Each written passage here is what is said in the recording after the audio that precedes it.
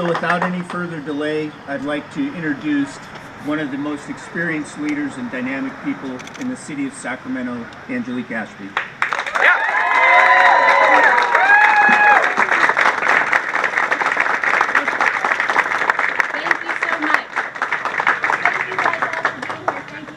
There's a lot of my friends and supporters here with me, and my family, of course, over here that is going to go along on this journey with me as they have for the last 5 years.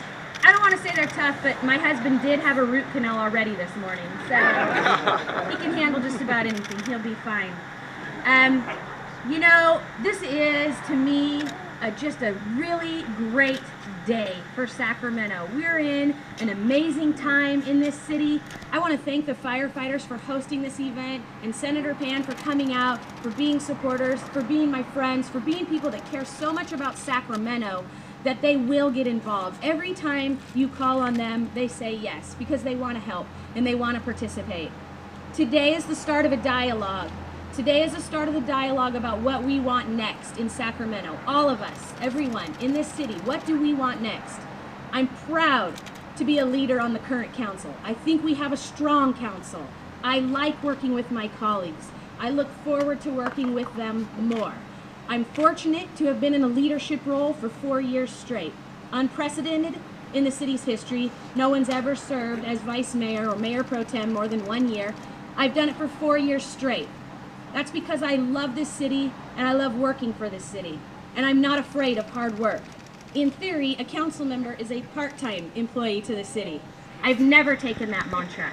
I've given you all that I have for 5 years, and I'm ready to give you some more. In that time, as a citywide leader, I have focused on ethics reforms. I led the ethic reforms package. I also led the public safety effort that brought us the Sacramento Police Commission to improve communications between people and law enforcement. Both are very successful and ready to go. I'm proud of those. I've led the library effort. I've led on water, not just flood control and helping move Natomas out of a moratorium, but access to water and our role in that statewide discussion about how we keep water, that precious resource, and oh so limited right now, here in Sacramento. I want to continue to serve in those capacities and grow my role for the city. But I think most important for this conversation and the conversation moving forward is what I've done in my district, the kind of council member I have been.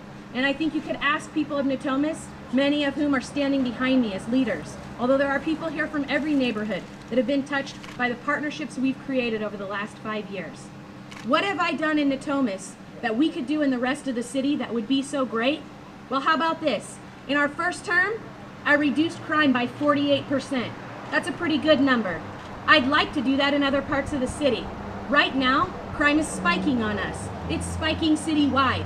We can't let that happen.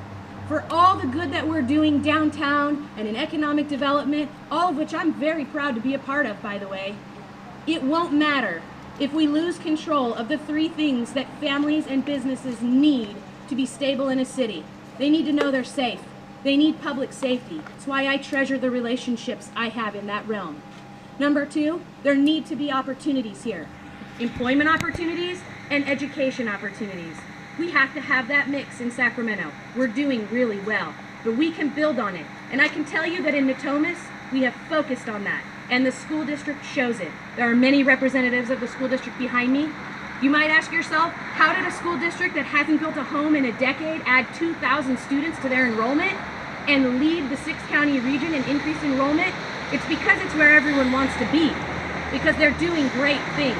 They've turned the district around, they've improved what happens for students, they've created opportunities and built partnerships, and I'm honored to be a part of that. And the third thing that a city needs to be successful is the quality of life. People have to want to live there. Well, we get, by nature, a really good boost in that category on a day like today. I'm not sure how many other cities you could do an outside press conference in late October, but in Sacramento, you can. And we have beautiful amenities, like our riverfront, but we need to face those challenges of preserving them and protecting them. For example, homelessness. It's not an issue we can skirt anymore.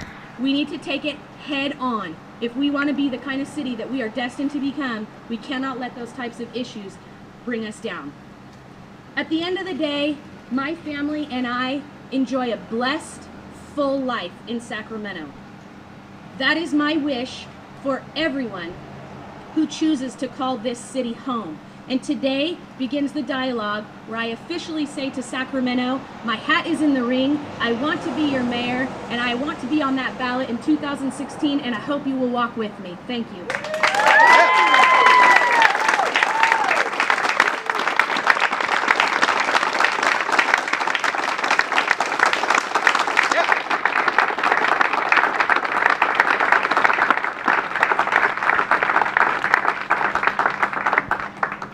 And again, Brian Rice for the